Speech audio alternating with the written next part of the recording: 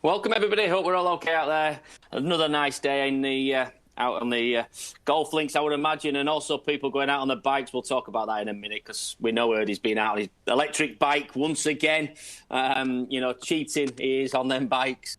Thank you, as always, to our streaming users, Simply Video. The guys are behind us today. They're looking after us, making sure that everything's running nice and smoothly behind. So we've got a sponsor today, which is Drew UK, the best belts in the business. We all know they are, which is Hurd's company, which they are fantastic, and we all use them. So as always, thank you for that. All the sponsor money is going to go to the NHS as well. I know we haven't had a flag the last couple of days or anything else like that, but we will be getting something forward after this week, I am sure. You can also watch all our events which we've had so far, which we've had 5 weeks now of some absolutely great guests on here. You can find all that on the SGH Sports and Events page on Facebook. Go on to there, like and share our page. Let's get it out there. Let's some of these stories we've been getting from absolute superstars have been great. We've thoroughly enjoyed doing them. I know a lot of people out there are thoroughly enjoying watching them as well. So here we are again. It's Friday. We've got our usual suspects down there already. We've got Hurd. How's things, mate? Are you recovered after you played tennis as well today, haven't you? What's going on there? I hope he's listening, Phil Kane. Give him a walloping. I beat him 6-3, and we lost a couple of balls through anger management, so that was very amusing. So that doesn't surprise me with you two. No, it was. I have to say, it was fun. I'm sure Howard's played 2 sets as well. Have you, Howard, this morning? And we've got Howard Clark down there as well. Clarky, how's things with you? Are you all good? In my dreams, I played 2 sets. No chance. nothing changing here. I had a little lie-in as my dear lady took my dog for a walk, and so I'm fully rested today, and I'm going to go out in my car today. That's if the battery's still there. Wow. Yeah, and I'm going to have a little trip out and take the girl out for a little splash or a little swim in the River Nid. Well, I think I'm getting about 30 miles to the month at the minute, so it's pretty good. We're saving money on petrol without a shadow of a doubt. Great show yesterday as well, Clarky.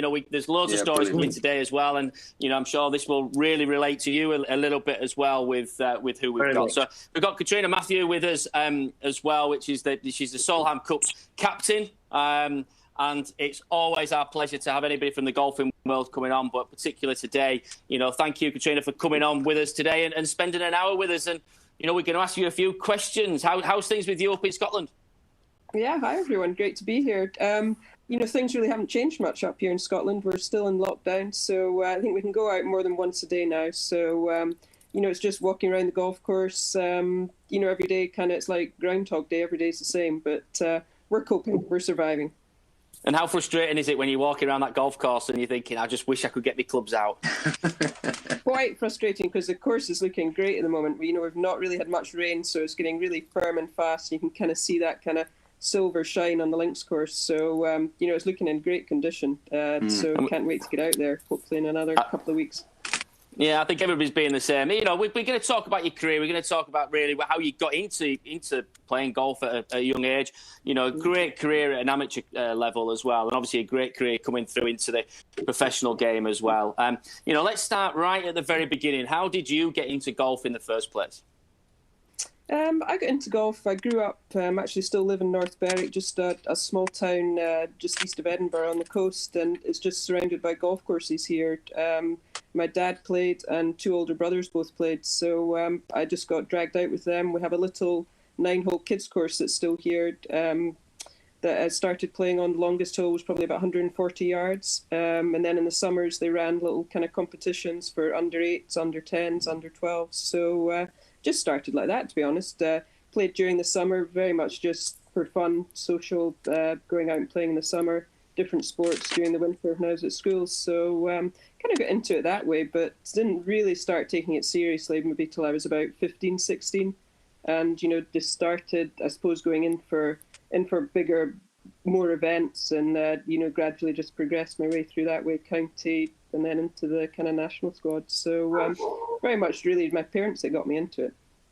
And how was the transition from, getting into, playing for fun, then suddenly playing, at a bit more competitive, and then obviously getting into the national team as well, and then looking to take that step up to take you into the, into the pro reams, really. What did you see the difference of them, and how hard was it? I think having two older brothers, that made me competitive because I was always wanting to keep up with them and beat them. So, I'm, as any professional athlete, I'm super competitive at anything I do. So, I think you just started playing and then, gradually go and play further afield. And like anything, if you start winning things or doing well, you tend to like it at that young age. So, started winning a few events and then you'd move further afield and just progress that way, really.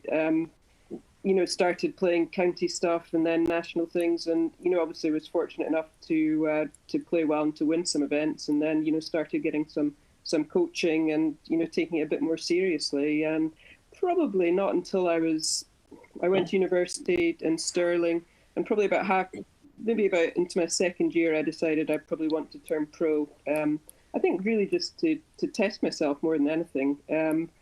At every level I got to, I got to kind of the top, and I always wanted to play against the best and see how good I could be. So I think it was just a natural progression to turn pro and play against the best in the world, and just kind of see if you could make it. I'm always interested because I'm a golfer as well. I'm always interested. What handicap were you when you decided to turn pro? I think the lowest I got to was maybe +5, which I wish I could play to. Could have played to every week as a pro. I think we all wish we could play to. Never mind +5. -5 would be quite happy. I think it was a slightly easier system, perhaps, than they have nowadays. I don't think so. We had Balata balls back in those days and all sorts. The clubs never went very far as well, and they were a lot smaller. So, looking at the transition going into the pro game, '95 you turned pro. What was your first recollection of turning pro, going out onto the tour itself, and that experience of the first year? Yeah, I remember I turned pro. I always wanted to go to the States to play, but so I entered the Q school that year. I think it was '94. I entered the Q school and went to it, and I played in a couple of European tour events before I went out to the tour school. I think the Italian Open was my first event in Europe that I played in. I think I got an invite into it, and then I played in Holland after that. And I think I had maybe a couple of top 10, so that kind of gave me a bit of confidence. And then went out to the Q school in the States. I think, to be honest, going out there back then, I was pretty naive. I hadn't gone to college out there. You didn't really see any of the women's golf from the US on TV.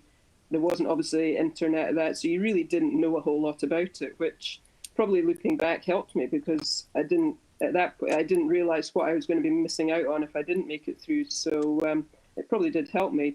So I went there. I think there was 2 stages.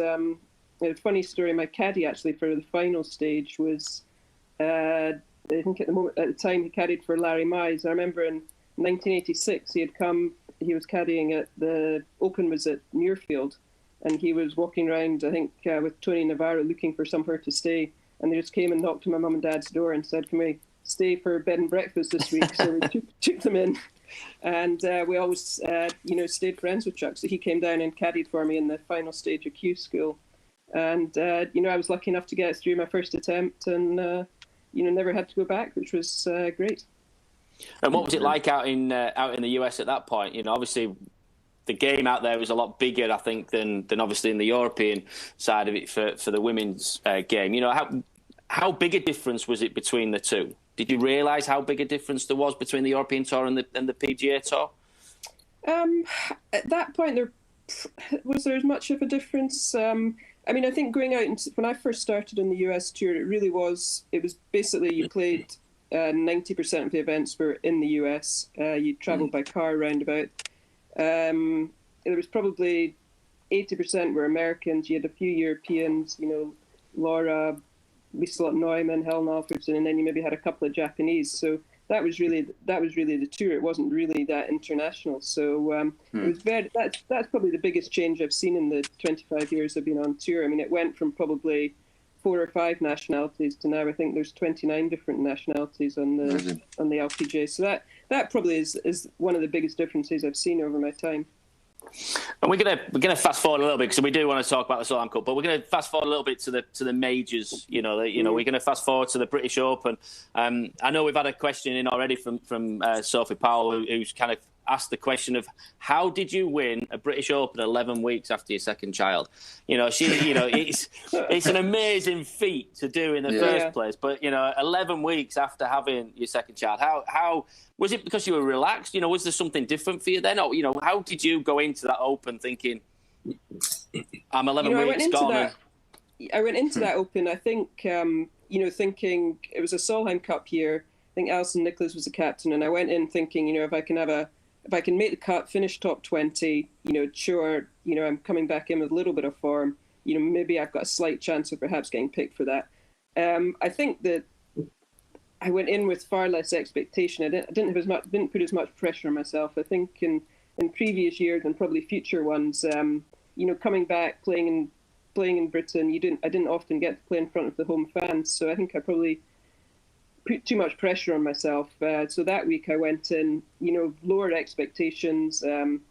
Perhaps golfers are very good at accepting bad shots, but perhaps that week I kind of gave myself a little bit of leeway as I hadn't really played in 4 months. So I was probably just a little bit more relaxed and like I said, accepted the bad shots and just, I think that on the second round I had the most amazing back nine. Went eagle on 11-12, 3-1 at Lytham, and then came back, I think, in 30, which kind of vaulted me into the lead. And it probably wasn't really until the Saturday evening that I think that was probably when the nerves hit me, and I thought, God, I've actually got a chance of winning this. I think I had a 2 or 3 shot lead going in on the Sunday morning, and that showed up a little. I was kind of pretty edgy on that front nine on the Sunday, but that was probably the first time I actually thought I could actually go on and win that, which I think probably helped me because I wasn't putting the same pressure that I did every other year on myself. And you say you felt the pressure on the Saturday night. How does that Saturday night pan out? Do you have a couple of drinks? Do you have a meal? Do you what was your sleep patterns like? It's an interesting one for me as a fan. Of how people do react and how the nerves come in on the night before, because obviously you're thinking you can't think too far ahead, but you've got a chance to win in an Open. Yeah. I think because obviously you play late on the Saturday. I was in, I think, maybe the last group on the Saturday. So the time we got back, my mum and dad were down, and we had my 2 daughters were down there. So by the time we kind of go back and feed them, and it's amazing where the evening goes. You're kind of quite exhausted by the time you get to bed. I think the good thing about that week was my mum was doing the night feed, so we got to sleep during the night, which was quite nice. I think Sophie had had colic for the first 8 weeks, so she hadn't slept for 8 weeks. So maybe that was another factor why I did well, because we were enjoying our sleep. Like anything, obviously your head's buzzing when you go to sleep. It is difficult to sleep, I think, when you're in that situation. But I think the worst bit actually is the Sunday morning, because you have a late tea time, so it's filling in that time, doing things but not tiring yourself out too much. It's just filling in that morning or the hours, trying not to think about it too much, perhaps not wanting to watch too much of the golf and see what people are doing. And how did you feel that? Did you do a normal thing? 'Cause obviously you've been successful already, so you realise that it's a late tea time, that's not an issue. So was the routine exactly the same, or was it slightly different for that day? It was probably slightly different. We were actually staying that week. We'd rented a place in a kind of holiday village near Lytham. Clarky's dog's going off on one. Yeah. Is that Clarky's just arrived, I think. Needing a walk. I think we took the kids down and fed. They had ducks and things, so we just kind of did things like that. To be honest, nothing. Fed I think they had horses as well, so we took them out for a little walk and fed them and things. So just tried to take your mind off it more than anything, to be honest. Absolutely. And looking at the final round, you ended up winning by 3. In the end, did you?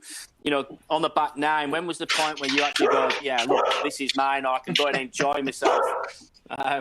Jake, if you're in the background, just mute Howard just for a second.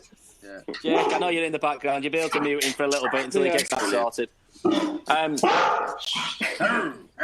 be honest, I'll talk a bit louder. I think it was the 10th hole there.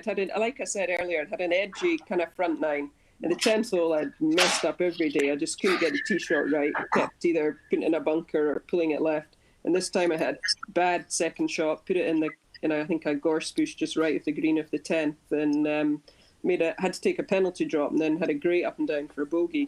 And I remember we looked at the scoreboard walking from 10T to 11, and I saw that bogey just kept me tied for the lead, I think with Ai Miyazato and Kari Webb perhaps at that point. So, I mean, I'd played those last 8 holes well all week, so we just kind of said to ourselves, let's just stick in, really give this a go and go for it. And, I mean, like any time you win a tournament, I think I remember holding a huge putt on, I think it was 14. So you always need that little bit of luck, I think. Obviously you hit some good shots, but I think it was about a 50-footer. So just that little bit of luck got me back in the lead. But I must say I didn't really feel as though I'd won it until I had hit my tee shot on 18. I think I had a 2-shot lead perhaps standing on the 18th tee. And anyone who's played Lytham with the bunkers and the gorse to the right, I knew if I could just miss the bunker, keep it on the fairway, I was going to win it. So I think I ended up hitting a 3-wood just to keep it short of the bunkers. And once I'd hit that shot, I could actually enjoy the walk up, so I knew I'd won it. And you talk about the walk up. How is that walk up? You come in just up the 18th. You're pretty much winning the Open. You're winning the major. How was that walk? Did you enjoy it? Did you really take it in, or were you still in the zone coming up the 18th? Yeah, I think you definitely take it in. I remember looking around and I think the Scottish junior team were there. They had a home internationals the next week. They were there. They all had their faces painted, with a saltire. So I remember watching that and seeing them walking up. But in a way, it passes in a little bit of a blur. It was fantastic. My husband was caddying for me, so that made it, kind of extra special. But however much you enjoy it, you are still a little bit in the moment. And to be honest, it didn't really probably sink in until that night that I'd actually won it. And was there a big party after that? Because you've got 2 little ones, are you back onto feeding and looking after the kids again? I remember what was I that remember night? sitting in the place we'd rented, and I think it was like 3 a.m, and I said to my mum I would get up and feed Sophie. So I was sitting there feeding Sophie, and my mum, because she'd done it all week, woke up. So our great celebration was sitting there having a cup of tea at 3 a.m, Sophie sitting there and feeding Sophie. Rock and roll. Yeah, I'm sure you have. Going into the Solheim Cup in particular, I think we know that you've had a great record in there. You've played a lot. Well, I think it's 9 times. I think you've played in there. 9 times. Being captain. In the last one as well. What's your experience of being a player? What's the difference for you being the player to then being the captain? And also the first time you were a pick, and also the last time I think you played because somebody got injured, and there's a lot of things which scenarios of getting injured. Let's go back to the very beginning, really. I think in a way that's what helped me as a captain, because I had played my way onto teams, I had been a pick for teams, I had ended up meant to be being a vice captain and then playing in one. So it maybe just helped me know what all the players were perhaps thinking, rather than someone who got in the team every year. I'd been in everyone's position. I hadn't made a team sometimes, where I thought I perhaps might have done. So, I think that in a way helped me, having that perspective from kind of every angle. But as a player, obviously, it's the highlight. It's the biggest event in women's golf. I think once you've played in it once, you realise what a big deal it is, and how great it is and how much fun it is. You're at the top of your game and playing well. There's no better place. You want to be there. You want to be in that position of where Suzanne was last year, holding that winning putt for your team. I think, obviously there's a huge amount of pressure, but and I think more so because you're playing, for your peers, you're playing for your other 11 teammates, which gives you more pressure, I think. But as I say, when you're in the team, you're at the top of your game, and you're just loving it, and that's what you practice for, and that's what you play for. Quite different, I think, being a captain. I think you can probably, in a way, enjoy it more. I remember standing on the first tee at Gleneagles this year, and you could really take it all in. You could enjoy the atmosphere perhaps more on the first tee, because when you walk in there as a player through the tunnel and onto the first tee, you enjoy it, but you've got those nerves of, I'm going to hit the first shot, or how am I going to play? I want to win my game, kind of thing. But standing there as a captain, to be honest, everyone kept saying to me, "You're nervous," but I must say I wasn't. I was really quite happy not to be having to hit a shot. I think my nerves are shot. I don't think I could do that anymore. So, I must say I really enjoyed it. So coming into, being the captain and being on that first tee, obviously you're taking everything in. You've done all the preparation, everything else. Let's talk about, people talk about the year before of that preparation. How much preparation, how much help did you have from other people around you, your vice captains and so on, for that year leading up to it?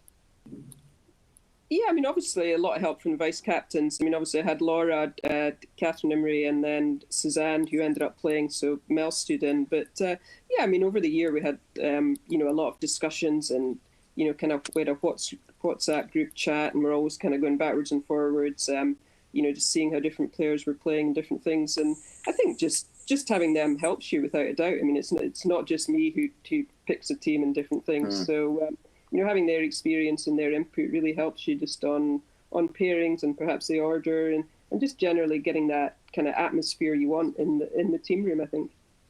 And the picks, the captain's picks, how hard a decision is that, and how hard is that conversation? I mean, that's tough. I mean, I think the first couple of picks are always pretty easy. There's always a couple of players who, play their way in and kind of no-brainers. And then the next couple are probably, that little bit trickier. And then the last one, it's probably always going to come down to one or two players. And as I say, having been on that, perhaps being the last player in and being the first player who didn't make the team myself in previous ones, I think perhaps helped. It's never the easiest thing to have to call people and say, sorry, you're not making the team. But they've been trying their hardest for 2 years to do it. So, but it's just one of these things as a captain you have to do. And I was very fortunate in that all the players I phoned, took it very well. So was lucky in that respect. I mean, I tried to kind of, during the kind of last probably 6 months, talk to all the players, and just give them an idea of where they stood and perhaps what they had to do. So most of them, I would say, had a pretty good idea of whether they were going to get a pick or not. Cuz, and Clark, can I just have a quick question before? When you picked Suzanne Pettersson, and it was a bit out of the blue for a lot of people in the media. I remember reading it, and I know did you play a tournament with her or force a game a few weeks before she kind of had a game with you, didn't she? She came out and kind of was there any talk between you both before that moment you asked her? Because I mean, she was retired, and was part of that because you had an inexperienced team where, I mean, I know Suzanne very well as you do, and we know, I mean, she's just one of the most kind of a lady I've met who's so competitive. I mean, like, she'd fight till you'd have her in your team without a question every time. But what was the thought process with that one? I mean, I think certainly Laura, myself and Catherine had been, I'd obviously asked Suzanne to be a vice captain. Obviously she'd had Herman, about 18 months before. But that year, probably before the start of the year, last year, we were always WhatsApping her, when are you going to come back, start playing? Come on, get your clubs out, get playing. So, when I asked her to be a vice captain, I said, look, if you want to play, just tell me. If you show any form, we're going to pick you. So she knew she was going to get a pick if she showed a little bit of form. So, we eventually persuaded her. Dow, obviously one of her longtime sponsors, was starting a team event. So the pair of us, she asked me to play with her. So we went out and played. And I remember walking onto the range and seeing her. That was the first time I'd seen her probably in about a year hitting shots. And she just looked, you can just tell she looked fit. She looked like she was hitting it great. And just from that moment, I thought, well, let's hope she wants to play. So we went out and played our first round, and we happened to be playing with Anna Nordquist and Caroline Headwall. I remember we were playing foursomes was the first round, and I hit my tee shot, left her a little downhill lie, 5-iron, out of bounds, just right. So Anna and myself were standing there saying, that's a lovely first shot I've left her coming back. But after that first round, I remember we played the second round with them as well. And I was walking down a fairway, and I said to Anna, what do you think of Suzanne? And she says, well, we need to get her in the team. So that night, I said to her, come on, we want to get some more tournaments under your belt. We want you in the team. And she goes, oh, do you think so? Do you think so? And I think just no matter how confident or strong a personality someone is, to have that backing and to know that the players want you in the team, I think definitely gives you that little bit of confidence. So I must say it didn't take very long to persuade her to come back and play a few events. And, I suppose from the outside it did look like a strange pick, but for me, it was, and to be fair, Laura and Catherine, we all thought it was a no-brainer. She had been the top player in Europe for the last 15 years, been in the top 10 in the world. It wasn't as if she was, a player who was on the fringes of the team all the time. She was kind of your best player in the team for the last 10 years. So, if she showed any form, I think she was going to be a definite person you wanted in the team. So I must say I never read any of the media reports after I'd picked her. I did say to my husband, I said, there'd been a little bit of anyone saying much. He says, oh, not a lot, don't worry. But also having somebody like that in the captaincy on, that was one of the things I said. I said, if you win, everything you've done's been great, and if you lose, everything you've done's been terrible. So I think if you kind of go in with that philosophy, at the end of the day, it comes down to how your team play. I mean, whoever holds the most putts. So there's really not a whole lot as a captain you can do. You send them out, and then it's up to them. Well, you look at that Sunday as well. You were 8-all after going into the singles and things, and it's ironic that she's the one who's hauled that putt. Let's talk about that event in itself, because it was an event. I think everybody was watching it. Were you nervous sat there watching that? How was your because it was about a 20-minute kind of things going on all over the golf course, really. We'd missed a putt, then we got a putt, and it was like, right, it's down to this putt itself. And, what were your emotions? What did you go through at that point? I think for those last couple of hours, I kept looking at the scoreboard, and obviously you're getting things through your ear and how everyone's doing. And it just, every time something went well for us, then another person perhaps lost a hole. And it always, to me, just looked like we were going to get to 14 and it was going to be a tie. It just never seemed to get enough momentum to make it look as though we were going to get to that 14 and a half. And I remember I was up at the 18th green and watching Anne Van Dam finish her game. And she kind of missed a putt to lose her match. And just kind of thought, we just seemed to keep losing the 18th to either tie or lose the matches. So, I remember I watched that, and then we kind of shot down in the cart to try and catch Suzanne at 17, 18. And you're just kind of going down in that cart thinking, we're going to get to 14. And then, as you say, Anna won her game. Bronte's was still, kind of close-ish at that point. But I remember we just caught Suzanne as she came off the 17th green. And, anyone who's played in a few, if suddenly your captain and quite a few of the players suddenly rush round to your game, you kind of know your game's going to be the crucial one. So Suzanne just kind of smiled at me, and I said, right, this is why I picked you. You need to win this point. She says, funny that I thought that was going to be the case. And then obviously what transpired, we watched her. I mean, I remember though, her caddy, she was standing behind that. She kind of pushed her tee shot a little bit, and I was kind of just off to the right watching. And her and Mikey, her caddy, were having a bit of a discussion, and afterwards, Mikey said to me, I was nearly going to have to call you in there because she was wanting to try and cut a 3-wood round the tree. I kept telling her she could lay up. But as it turned out, she laid up. And anyone who's played that, it is a kind of wacky green, that 18th green. And even laying up, it's a tough third shot because that pin was in a really narrow spot. And if you missed it a little right, it was very easy to spin off to the right. And then obviously if you missed it left, you went off the green to the left. So I mean, she had they've actually both hit great third shots. Suzanne just got that little bit more spin and left herself the uphill putt. But she did say the crowd went so mad that she thought it was gimme range. She was slightly disappointed when she got up there and saw she still had an 8-footer to hole. Well, it also very nearly went in, didn't it? It was, when you're in that position, so you and Howard and Hurd, you've been in them positions, but yourself in this position going down there, the adrenaline comes in. Did you have a word with her when she's in that position of being a captain, or do you, because you've maybe seen some of the putts coming into that position as well? Did you give any advice, or did you just say, you're experienced enough, you go off and do your thing? No, just what I told her as she walked to that 18th tee, and she knew anyway. She knew she had to win her point. So I mean, it was, but no. I mean, I don't think. I mean, the players do it every week in, week out, just themselves and their caddy. And most people, to be fair, had missed that putt from kind of long right. Yeah. The one Marina had back, everyone was missing it right, but Suzanne was below the hole. So I think, to be honest, it was. Not my place to really get involved. Just leave the person. More likely to put them off, I think, or make them more nervous rather than just let them go through their own kind of way they do it. And the party after, was it a good one? It was a good one, yes. We had some youngsters in the team, so they kept it going for quite a while. I don't quite know how the trophy survived being crystal. We had one security guard, and it was his job, obviously, to guard the trophy, and you could see him as it was being slid across the floor. He was just white-faced, standing in the front. I can imagine. Clarky, just bringing you in a little bit here. Obviously you've played in 6 Ryder Cups. You've also had you've been a pick. How did that go down? You tell it. I know there's a little bit of story behind this as well. So you tell us about when you were a pick.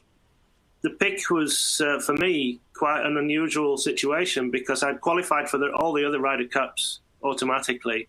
But in '89, I was just slightly off my game. I'd been to a new coach back in '88. At the start of '88, I started with David Ledbetter, and that put me back a bit. You always get a little bit of a reaction when you go to a new coach, and sometimes you go backwards. Sometimes it's all great, but this time I'd gone backwards with my coach, and I won in '88, and then in '89 I was just average. I'd lost my length from the tee. I'd lost quite a bit of my game. I was trying new clubs and all that type of thing. And there was 2 things that happened. One was I was playing in Germany, the last qualifying event, and I was just having a beer after 2 rounds. I'd made the cut, which was great. I wasn't playing well enough to be winning the tournament, but I was there for the weekend. And Frankfurt was a really low-scoring course, and I knew that if I played half decent, I could have a couple of good rounds. But I was just having a beer on the Friday evening with Mark James, and Tony Jacklin wandered in and he said, "How you doing, boys?" He says, "Yeah, great, thanks. Do you want a drink, Tony?" Yeah, he had a drink with us. And then halfway through having a drink, he'd finished his whatever it was. He said, "Howard," he says, "have you got a minute?" So we just went over to the corner of the bar and he says, "Look," he says, "I know you're struggling with your game." He says, "But I really want you in my team. I've seen how you can play. I've seen how you can play under pressure. I've seen what you can add and bring to the team. You've been there in '85. You've been there in '87. You were instrumental in winning the Ryder Cup for us in '87. These were his words.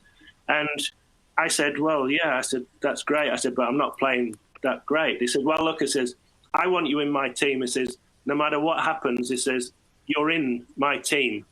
You can hear those words now and listen to them again and again, but you're going to be in my team when I pick it on Sunday night." He said, "So go out and relax and play your golf over the weekend." It was such a relief to me in that situation. I shot 67, 64 over the weekend. And it brought a relief to me, to my game, that knowing that somebody was giving me backing, a bit like Suzanne in a way. She was in a position where she wasn't sure. I was definitely in a position where I wasn't sure. I was down the list. I was probably about 13th or 14th. There were other players that could have got ahead of me in the team. Derek Cooper was one of them. I know he was dreadfully upset by it, and so he should have been. He was a Madrid Open champion that year. And, I was in there for experience as much as anything else. And the relief I got was so great. It was amazing. But the real funny thing about this was when we got to the Ryder Cup at the Belfry, because I'd driven to the Ryder Cup and parked my car and I'm in the hotel for a week. It's fantastic, really. Usually you're flying for 10 hours and, going to some place. And I arrived at the place and suddenly I felt that this was, a big week. At 1989, it was a bit early to be a big week because we were the holders and we'd won it 2 years on the trot, and this was for a three-timer. And the pressure started to build gradually during the week.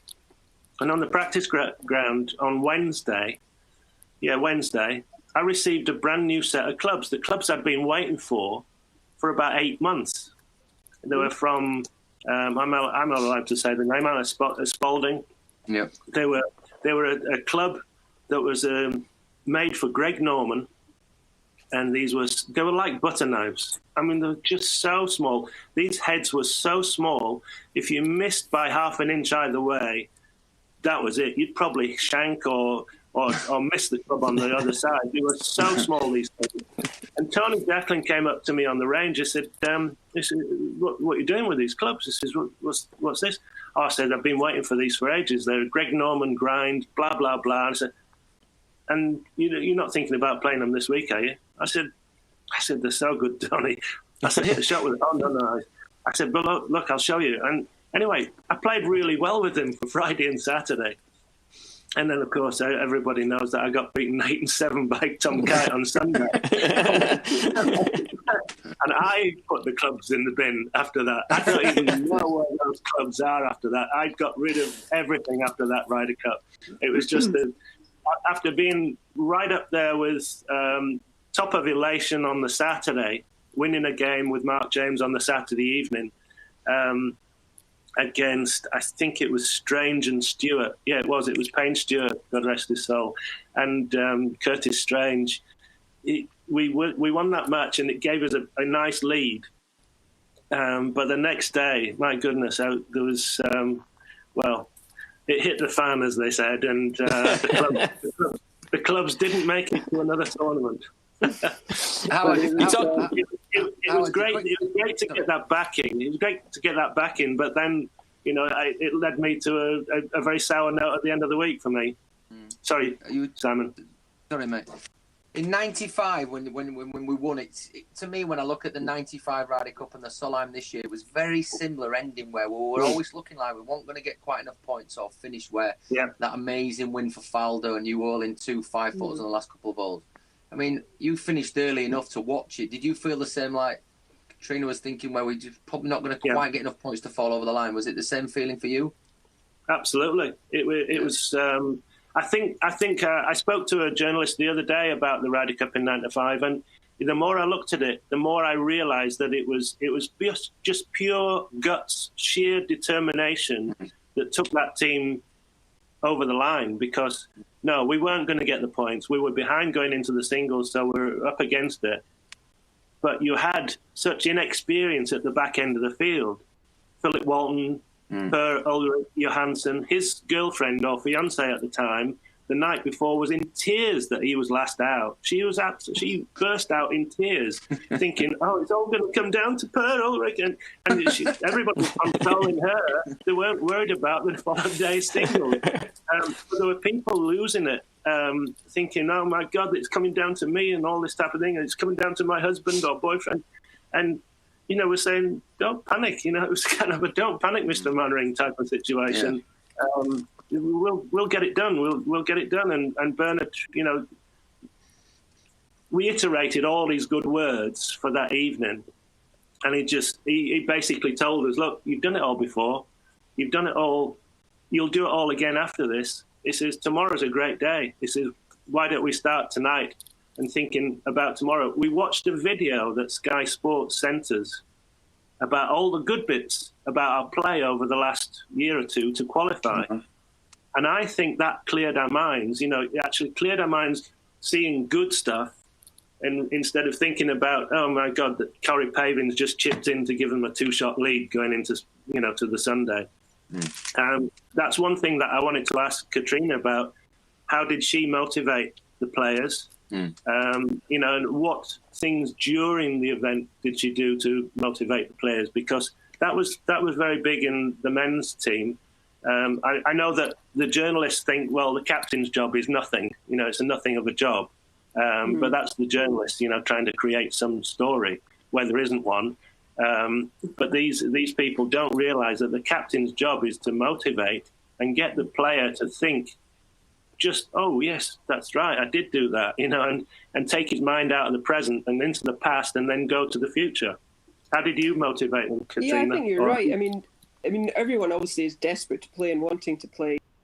I think, like, little things, telling them really just how good they are and that they can go out and win. I think it's creating a relaxed atmosphere in the team room. It's, as it's a tense enough week as it is, so you don't want too much pressure in the team room. So we kept it very light, very relaxed. We had some great videos. We had actually a really good video that the tour had made up for little kind of snippets from players, family and friends saying kind of things. And and then another similar one with kind of showing past Solheim victories from us, and players holding putts to win and different things. And I think that really helps. And I think on the Saturday night, obviously I stood up and said a few things, just really to give. I think just trying to give them that extra bit of confidence that they could go out. I mean, over the years we've probably not had the greatest singles record against the Americans. The Americans always seem to do perhaps slightly better than us in the singles, but I think we just said to them, they can do it. The Americans are no better.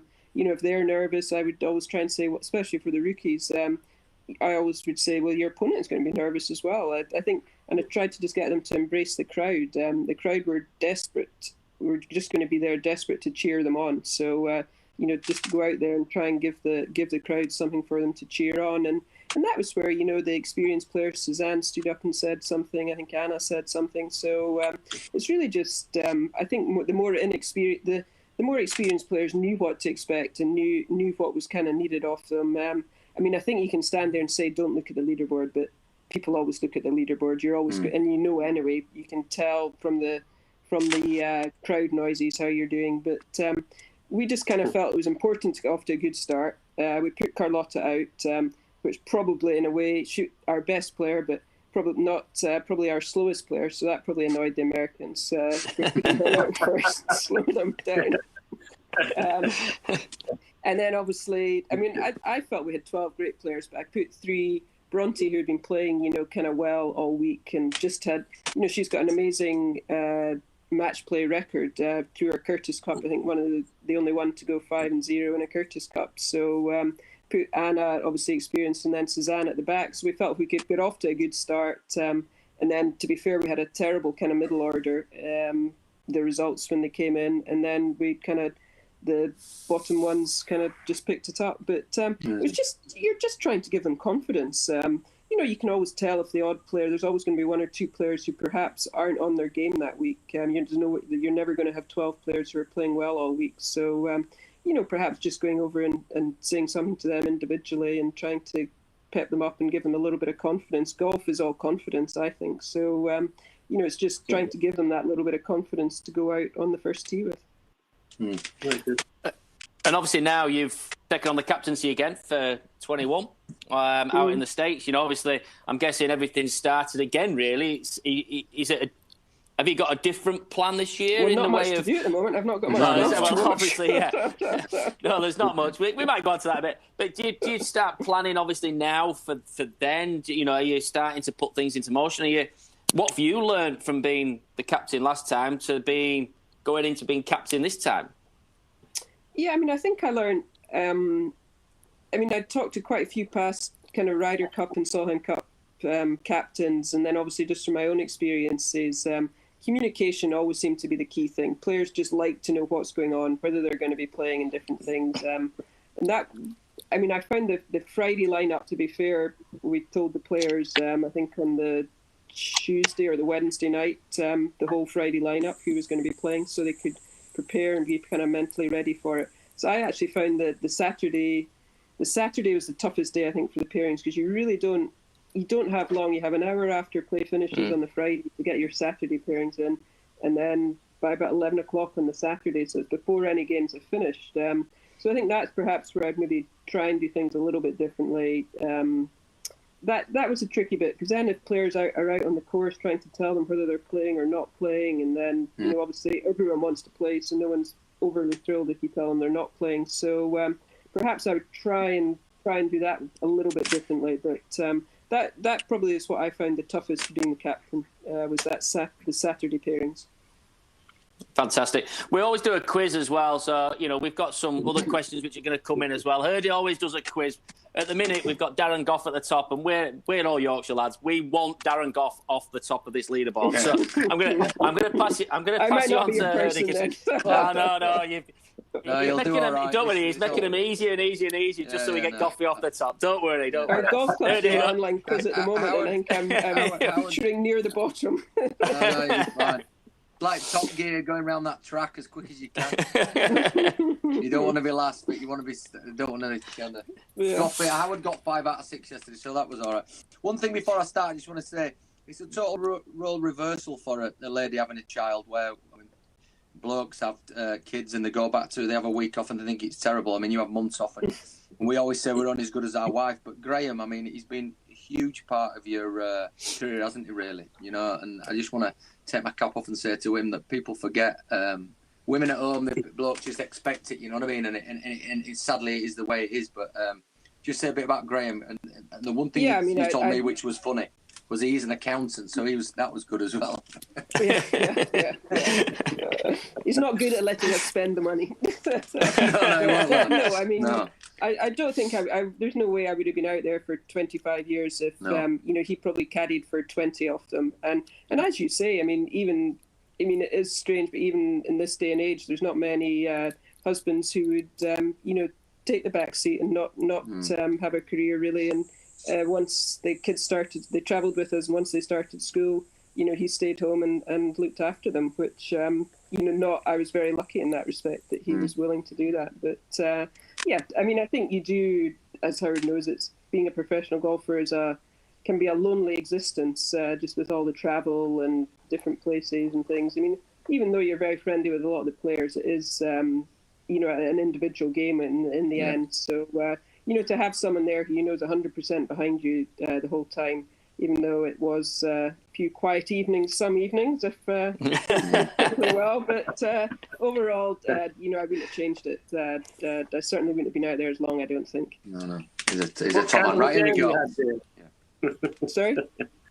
What kind of a day have you had there? I've just folded the last three. I'll tell you about my day then.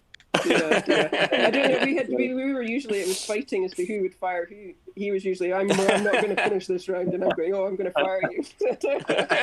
We did manage to finish every round though. Okay, let's go. Okay, you ready? 6 out of 6. What year did Archerfield Links open its doors to the public? Was it 2006, 2005, or 2004? 2005. 2005 is the wrong answer. 2004. Right. What year did the RNA open its membership at last to ladies? Was it 2014, 15, or 16? Oh, God, what year are we in now? I'll go for 14. Yes, come on. Oh, Susie just brought me a picture in. Thanks, Susie. There you go. I've got 3 of these. That beats my drawings every day, that. Yeah. There you go. Right, next question, Susie. You can help me with the quiz. Yeah. Right, you can help with the quiz, right. How many Grand Slams has Andy Murray won? Grand Slams? Yeah. He's won 2 Wimbledons. Yeah, correct. He's won a US Open. And stop. I would say 3. There you go. 3 is correct. Well done. A little question about Edinburgh. What river runs through it? The name. The Firth of Forth. The Firth of Forth is absolutely correct. It's the Water of Life runs into it. Yeah, that's correct. The Water of Leith, yeah. Yeah. Name the 3. I ask this every week, and we get.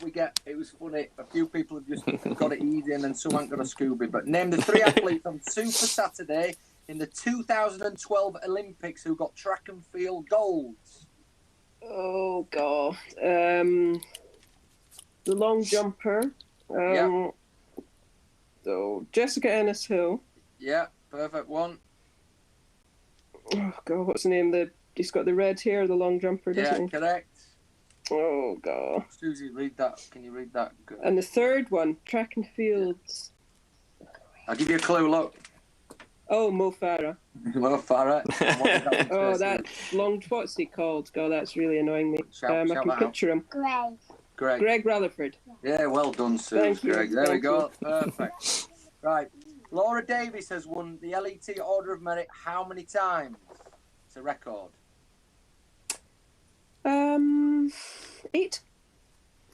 She won it the first time this is amazing. It was the first time in 1986 and the last time 2006. 21 years difference. She'd won it 7 times. Good. Right, last question. Monty won the Order of Merit how many times in a row? 5, 6, or 7? I think that was 7. That is absolutely correct. Yeah. Absolutely correct. 5 out of 7. Very good indeed. What do we? Thumbs up, thumbs up. Thumbs up. Thanks for your help. Quick question as well about girls' golf. I've got 3 daughters, Katrina, and the one thing that I've tried to get them all to play, but when the young ones play, but my eldest is 13 now, and it's kind of got to that stage where it's not cool, when they go to school. Yeah. It's not. That's the really hardest thing because, again, it pains because I've got 3 daughters and I'd love them all to play, but what I know it's tough. I mean, I have 2 daughters and struggling to get them to play. Yeah, it's difficult, isn't it? It's there's so many other things they can do. I think for my 2, they got it at school and everyone assumed they were going to be fantastic. Slightly unfair of them. But, it's just good. I mean, I think that's where golf, in a way, as well, is something you can take up in your mid-teens as well. So we're still chipping away, but I think it's just getting them, and it's trying to get their friends into it as well, isn't it? That's right. Especially girls seem more want to do things if they've got they know friends who are going to be doing it as well. But that's the question I wish I had an answer for, to be honest. I'm feeling quite miserably trying to get my 2 into it.